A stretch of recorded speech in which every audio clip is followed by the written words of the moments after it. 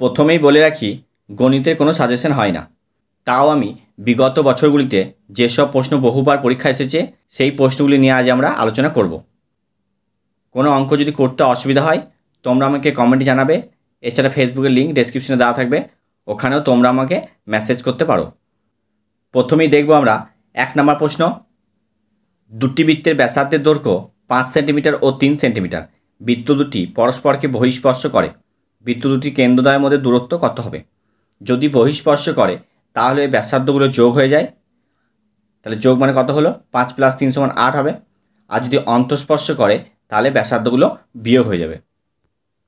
ax² + bx + c = 0 সমীকরণের বীজদ্বয় বাস্তব এবং অসমান হলে b² - 4ac সমান হবে > 0। ও কেন্দ্রীয় বৃত্তের বহিস্থ এ বিন্দু থেকে অঙ্কিত স্পর্শকে বৃত্তকে বি বিন্দুতে স্পর্শ করে।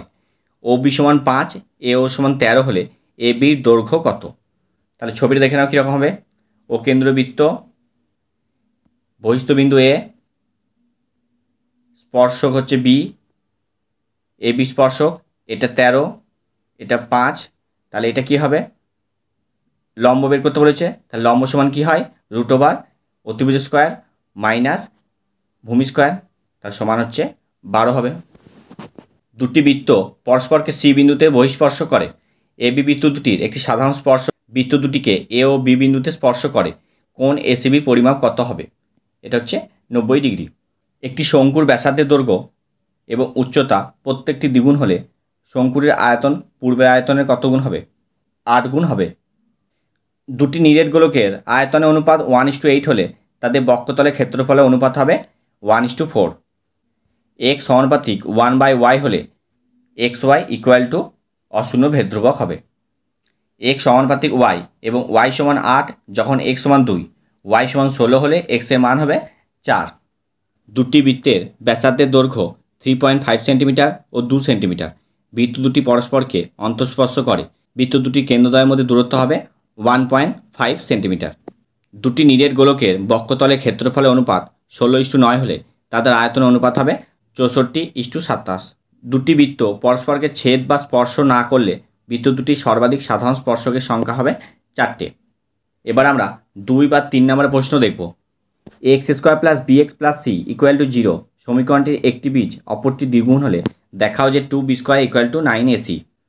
যে সমীকরণের বীজগুলি x² + bx + 1 = 0 সমীকরণের বীজগুলি অনন্য সেই সমীকরণটি গঠন করো। একটি লম্ববৃত্তাকার শঙ্কুর পার্শ্বতলের ক্ষেত্রফল ভূমিতলের ক্ষেত্রফলের √5 গুণ। শঙ্কুটির উচ্চতা ও ব্যাসার্ধের দৈর্ঘ্যের অনুপাত কত? 16 সেন্টিমিটার দৈর্ঘ্যের ব্যাস বিশিষ্ট একটি বৃত্তের কেন্দ্র থেকে 70 সেন্টিমিটার দূরত্বে অবস্থিত বহিস্থ একটি বিন্দু থেকে অঙ্কিত বৃত্তের স্পর্শকের দৈর্ঘ্য হিসাব করে লিখি। একটি বৃত্তের উপর অবস্থিত P ও Q বিন্দু দুটিতে অঙ্কিত স্পর্শক দুটি এ বিন্দুতে ছেদ করেছে। কোণ PAQ 60 ডিগ্রি হলে কোণ APQ এর মান কত হবে? একটি লম্ববৃত্তাকার শঙ্কুর আয়তন এবং পার্শ্বতলের ক্ষেত্রফলের সংখ্যা মান সমান। শঙ্কুটির উচ্চতা এবং ব্যাসার্ধের দৈর্ঘ্য যথাক্রমে h একক এবং r একক হলে 1/h² + 1/r² মান কত হবে? a² + b² সমানুপাতিক ab হলে প্রমাণ করি যে a + b সমানুপাতিক a - b। x³ + y³ সমানুপাতিক x³ - y³ হলে প্রমাণ করি যে x + y সমানুপাতিক x - y। a সমানুপাতিক b ও b সমানুপাতিক c হলে দেখাও যে aq + bq + cq সমানুপাতিক 3abc। x + y সমানুপাতিক xy হলে দেখাও যে ax + by সমানুপাতিক px + qy। x সমানুপাতিক y, y সমানুপাতিক z এবং z সমানুপাতিক x হলে অশূন্য ভেদ ধ্রুবক দুটির গুণফল কত? যদি b সমানুপাতিক aq হয় এবং এর বৃদ্ধি হয় 2:3 অনুপাতে, তাহলে b এর বৃদ্ধি কী অনুপাতে হবে? একটি নিরেট গোলকের বক্ষতলের ক্ষেত্রফল s এবং আয়তন v হলে s3/v² এর মান কত? একটি গোলকের ব্যাসার্ধের দৈর্ঘ্য 50% বৃদ্ধি করলে বক্ষতলের ক্ষেত্রফল শতকরা কত বৃদ্ধি পায়? 1/a + b + x = 1/a + 1/b + 1/x। এখান থেকে x এর মান সমাধান করতে হবে। 1/x - 3 - 1/x + 5 = 1/6। x এর মান নির্ণয় করো। 1/x - 1/x + b = 1/a - 1/a + b। a/ax - 1 + b/bx - 1 = a + b। এখান থেকেও x এর মান সমাধান করতে হবে। এরপর আমরা 5 নম্বর প্রশ্ন আলোচনা করব। একটি ধাতব গোলকের উপরিতল এমনভাবে কেটে নেওয়া হলো যে নতুন গোলকের বক্ষতলের ক্ষেত্রফল আগের গোলকের ঠিক অর্ধেক হয়, কেটে নেওয়া অংশের আয়তনের সঙ্গে অবশিষ্ট গোলকের আয়তনের অনুপাত কত হবে? ওয়াই দুটি চলের সমষ্টি সমান, যার একটি এক্স চলের সঙ্গে সরলভেদে এবং অন্যটি এক্স চলের সঙ্গে ব্যস্তভেদে আছে। এক্স সমান 1 হলে ওয়াই সমান -1, এক্স সমান 3 হলে ওয়াই সমান 5, এক্স ওয়াইয়ের মধ্যে সম্পর্ক নির্ণয় করো। অর্ধগোলাকৃতিতে একটি বাটি তৈরি করতে 127.2 বর্গ সেন্টিমিটার পাত লেগেছে। বাটির মুখে ব্যাসের দৈর্ঘ্য কত? 3 সেন্টিমিটার, 4 সেন্টিমিটার ও 5 সেন্টিমিটার দৈর্ঘ্যের ব্যাসার্ধের 3টি নীরের তামার গোলককে গলিয়ে একটি নীরের বড় গোলক তৈরি করা হলো। বড় গোলকটি ব্যাসার্ধের দৈর্ঘ্য হিসাব করে লিখি। বছরের প্রথমে প্রদীপবাবু আমিনা বিবি যথাক্রমে 24,000 ও 30,000 টাকা নিয়ে ব্যবসা শুরু করেন।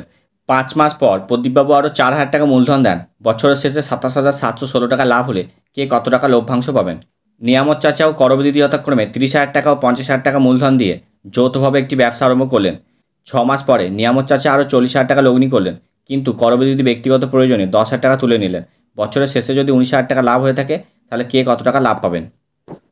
বছরের শুরুতে শ্রীকান্ত ও সৈফুদ্দিন 2,40,000 টাকা ও 3 লাখ টাকা দিয়ে একটি মিনিবাস ক্রয় করে চালাতে থাকেন। 4 মাস পর তাদের বন্ধু পিটার 81,000 টাকা নিয়ে তাদের সঙ্গে যোগ দিলে শ্রীকান্ত ও সৈফুদ্দিন তাদের মূলধন অনুপাতে সেই টাকা তুলে নেন। বছরের শেষে 39,150 টাকা লাভ হলে লভ্যাংশ থেকে কে কত টাকা পাবেন? বছরের প্রথমে অরুণ ও অজয় যথাক্রমে 24,000 টাকা ও 30,000 টাকা দিয়ে যৌথভাবে ব্যবসা শুরু করেন, কিন্তু কয়েক মাস পরে অরুণ আরও 12,000 টাকা ওই ব্যবসায় মূলধন দেন।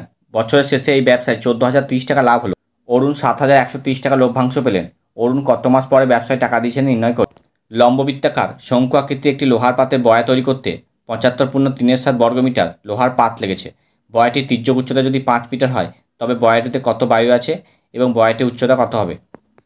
কোনো শঙ্কুর ভূমি পরিধি 20 সেন্টিমিটার ও তির্যক উচ্চতা 25 সেন্টিমিটার হলে শঙ্কুর পার্শ্বতলে ক্ষেত্রফলে হিসাব করি। কোনো লম্ববৃত্তাকার শঙ্কুর আয়তন 100 পাই ঘন সেন্টিমিটার এবং উচ্চতা 12 সেন্টিমিটার হলে শঙ্কুর তির্যক উচ্চতা হিসাব করে লিখি। লম্ববৃত্তাকার শঙ্কু আকৃতির একটি তাঁবু তৈরি করতে 77 বর্গমিটার তিরপল লেগেছে। তাঁবুটির তির্যক উচ্চতা যদি 7 মিটার হয় তবে তাঁবুটির ভূমিতলের ক্ষেত্রফল কত?